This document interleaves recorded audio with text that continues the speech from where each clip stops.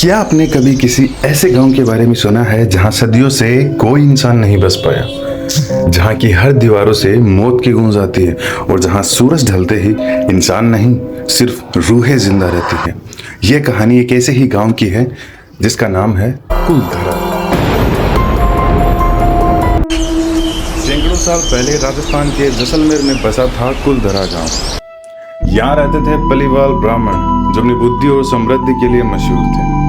यहाँ के लोग बहुत ही साधारण तरह के लोग थे, बहुत ही खुशहाल और साधारण लोग थे। जैसा गांव था वैसे ही उसमें रहने वाले लोग थे, हंसते खेलते लोग और उन्हीं के साथ हंसता खेलता वो गांव।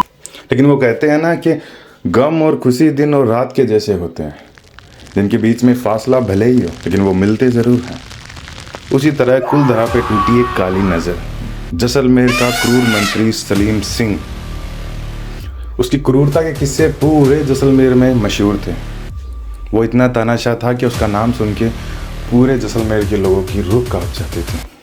फिर एक दिन सलीम सिंह की नज़र पड़ी कुलधरा की एक लड़की पर, जिसे देखकर वो उस पर फिदा हो गया। दिन रात उसी के बारे में सोचना। एक दिन उसने कुलधरा के लोगों को धमकी दी कि अगर ये लड़की मेरी नहीं हुई तो मैं पूरे गांव को राख कर दूंगा। उस रात गांव के लोगों ने एक ऐसा फैसला लिया जिसने हमेशा के लिए गांव का इतिहास बदल दिया। आधी रात को हजारों लोग अपना घर छोड़कर अंधेरे रेगिस्तान में निकल गए, लेकिन जाते जाते उन्होंने एक ऐसी बात कही जिसने आज तक कुलधरा को एक ऐसी जगह बना रखी है कि वहाँ पे कोई लोग, कोई इंसान नहीं बस पाता। उन्होंने कुलधरा को श्राप दिया, अब यहाँ कभी कोई इंसान चैन से नहीं रह पाएगा। ये गांव अब सिर्फ रूहों का गांव बन के रह जाएगा। आज भी कुलधरा गांव टूटी हवेली और सुनसान गलियों का खंडर है। दिन में ये जगह सामान्य लगती है, लेकिन जैसे ही सूरज चलता है यहाँ की हवा बदल जाती है।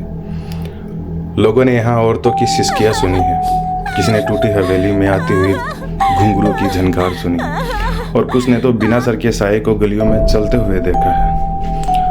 कई बार कैमरे में काली परछाइयाँ और अजीब आकृतियाँ कैद हुई है। एक स्थानीय गाइड ने कहा था, मैंने अपनी आंखों से देखा है कि टूटी हुई खिड़की में एक औरत खड़ी जो पूरी तरह से जली हुई और मुझे घूर रही थी।